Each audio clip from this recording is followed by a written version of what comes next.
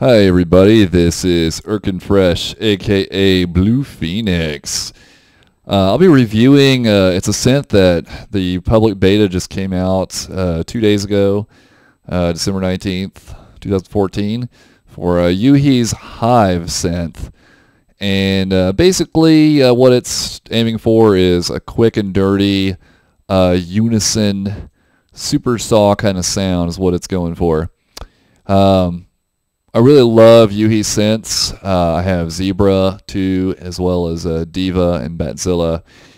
There's a song I made earlier this year called Joyful Radiance, and I pulled up some of the lines I had from there, and I'm just going to kind of remake them in Hive and show you some of the features in Hive, the first look.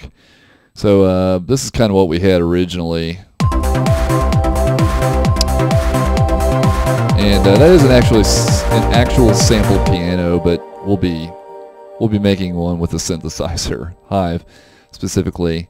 So let me just pull up the plugin and I'll just show you. This is a public beta, so there are currently no presets, unfortunately. Oh, actually, there are a few. Interesting. Some of these are mine, but some of these are not. But I'm not going to load up a preset. So basically, if you take a look, you've got 2 oscillators here, and you've got 2 subs. Let me just pull in one of my chord lines here, and we'll get playing with that. All by itself would be good. So I just have like just a simple chord progression here, and there you go. That's what it does. I'm just kidding. All right, so. Nice thing about this, you can size in any 10% increment, so whatever suits your fancy here, your desktop. Sounds great. So anyway, the cool thing about Hive is just making huge amounts of unison quickly. So if we want to make like a pad sound, let's say, just hit the detune a little bit. And you've got your width. For a pad, you probably want something really wide. The subwoofer, or well, they call it sub, is just basically another oscillator controlled somewhat by what's going on over here. So the unison is controlled by oscillator 1's unison. The semitone is here, so let's just have it go same as the original. For your waveforms, you've got sine, sawtooth. Woo, sine. Pulse, square, half, narrow, white noise, pink noise. Currently that's all we've got. I bet we can change the pulse width on that sucker as well. I haven't quite figured that out yet. There's a mod matrix here. Maybe we can see here, oscillator 1. Pulse width. Woo!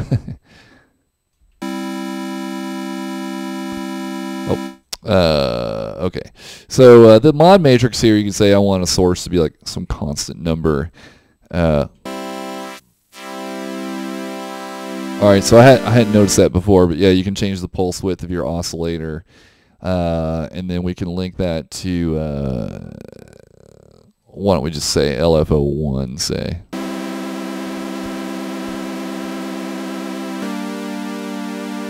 Sync 1/16. Let's sync it to like 4.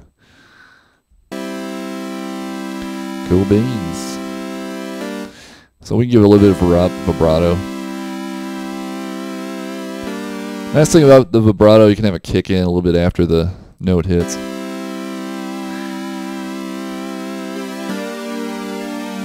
Let's set this up as a sawtooth.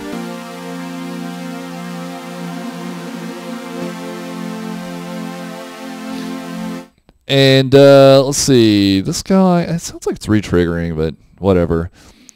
So you've got also amp envelopes and mod envelopes. You got your standard controls here for amp. This side automatically goes for amp 1. So you can set your decay down, or it's not very interesting when you do that, but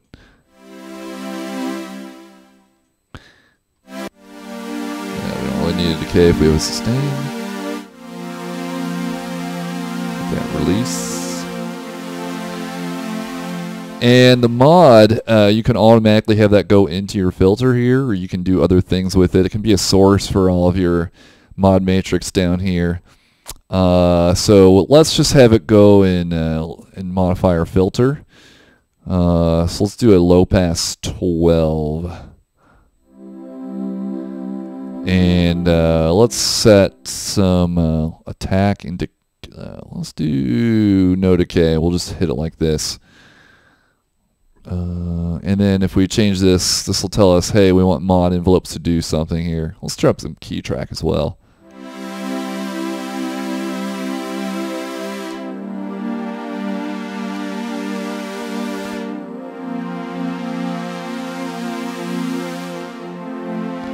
Something like that. So you can see it's like really quick and easy to work with. If we want some reverb now, there's an FX section.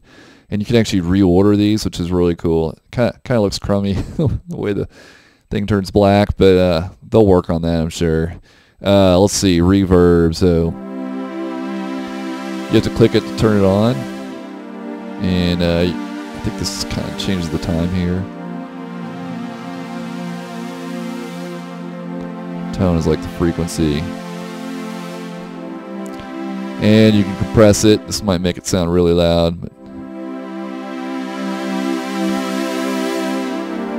it's got a gain reduction meter on it, so you can tell if it's actually doing anything.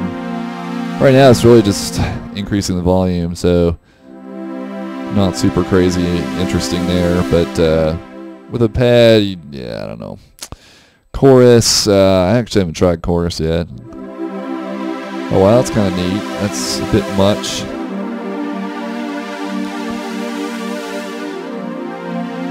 There we go. Turn the wetness down a little bit. Distortion, you got your usual soft clip, hard clip, fold back. I'm trying to think of some of the other cool features here. I mean, with your LFO, you've got the various, you know, just sine wave, triangle, saw upside down, blah, blah, blah, blah. Restart on gate or sync, whatever you want to do there. Oh, in fact, I did notice that. Yeah, I want this to be on sync for the pulse width. And then, what else we got here? We got legato, or glide. And I'm trying to think of some other cool features here. It's actually kind of a basic synth, but you can work with it really quickly.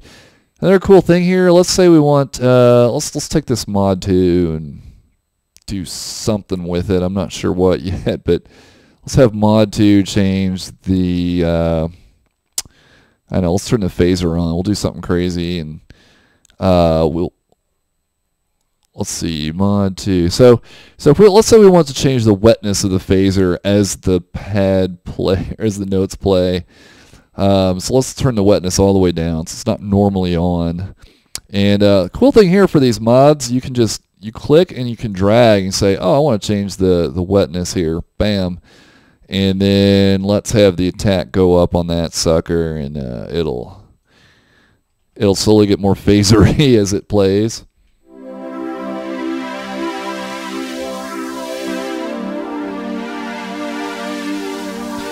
One thing I feel is missing here is some kind of visual indicator of what's going on. You just have to use your ears right now. I don't know if they'll add something. It would be really cool if like maybe this thing filled up as the mod changed. That would be really handy.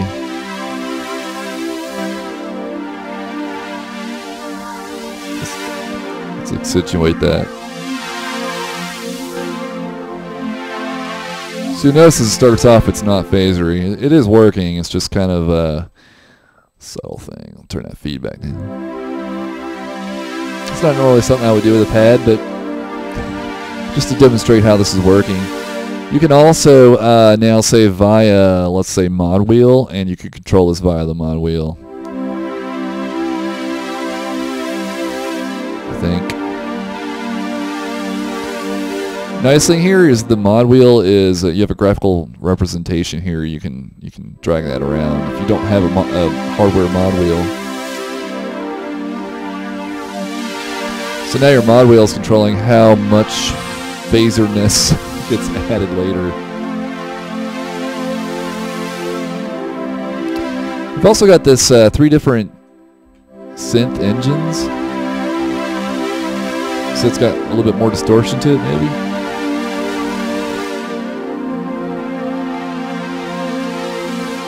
This thing doesn't come with a manual, so I don't know what that means. You just got to use your ears. But whatever. Let's see. What else? It's got an arpeggiator as well. So let's say we wanted to turn this on. Unfortunately, our attack is so high that's gonna. There we go. That's your basic arpeggiator. You can have it go up that way. You can have different orderings. Something to play around with. There's a lot going on there. Restart. Again, no manual. I'm not really sure. I'm not sure what that does yet. And you can change swing. Which is kind of cool. You don't see that in a whole lot of ARPs, actually. And then you got a sequencer if you wanted to. You can change the velocity. Let's make velocity adjust the cutoff of our filter. How about that? Velocity filter. And then turn these all the way down. Oh gosh, that's annoying. Let's do 4 steps. And then you'll see that the velocity will change as the notes play.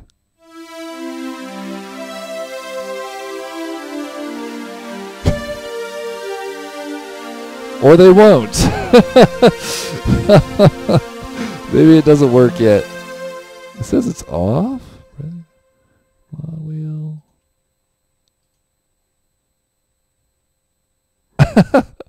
I don't know yet.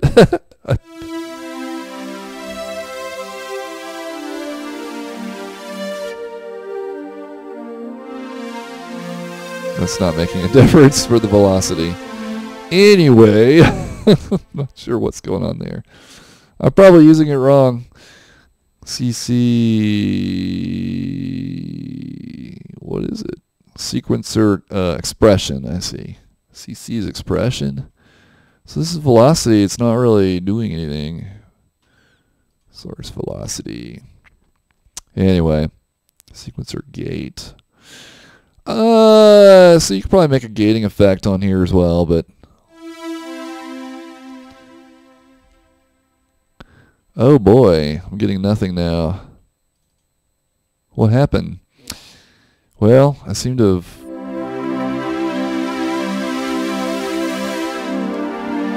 Okay. Let's have sequencer gate affect the volume, output volume. Can I do that? How about this one and this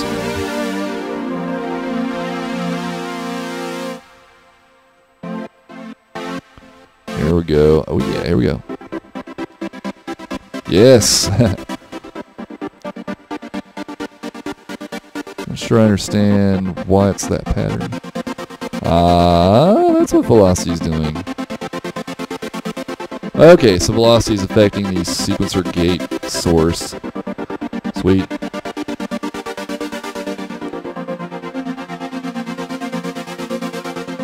You can change the gating a little bit. That's cool. So you can have a gating effect from your sequencer.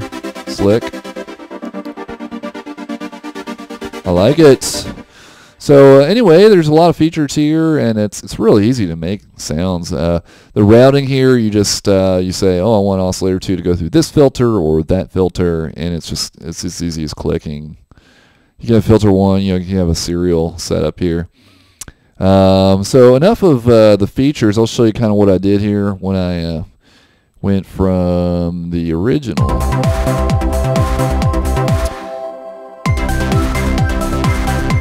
It was really fast. I mean, this took no time at all for me to kind of modify what's going on. This is just a saw with some reverb, a little bit of reverb on it. Made that about 5 minutes. This one sounds dead up like the one I made in Zebra. It's, oh, I know.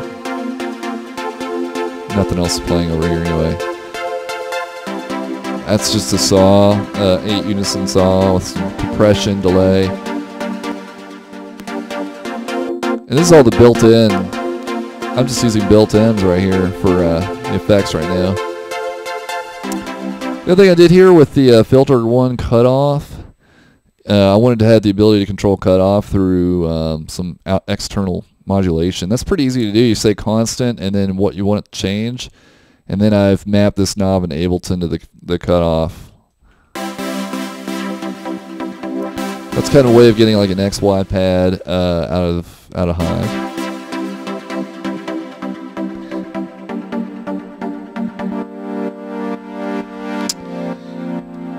Pads is kind of where I felt a little bit disappointed. For whatever reason, the one I had made in Zebra for that track just... it's got a really awesome sound to it, and I just couldn't seem to recreate that in Hive. So, I don't know. I probably just don't know what I'm doing yet. But that's kind of what I got in Hive. And then for the piano sound, this is a mostly a triangle wave, but I have this supersaw and I have them going through different filters. I think the supersaw cuts off faster. Cool thing, you can solo stuff. And just again, this is all the internal effects. Cool thing here with Hive, it's supposed to be really low CPU usage. So if we listen to all that, we're at look at the CPU here, and it's 17%. 17%. Why am I not mirrored correctly? When I look right, I look left. Okay, so 16% on Hive. And it's about the same. Oh, 24. 24% versus 16.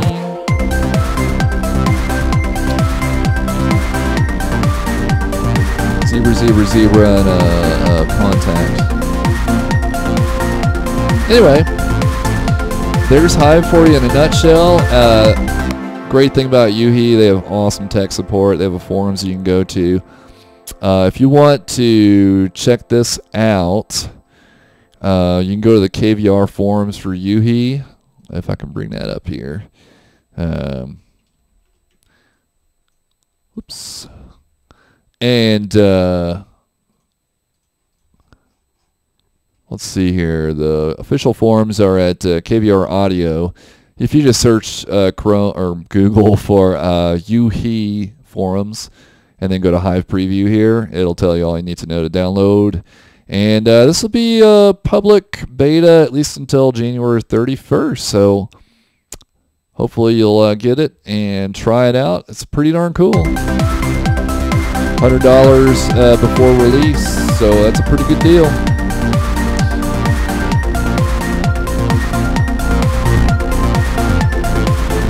Alright, well, that's it for now. That's the Hive first look. I'll catch you next time.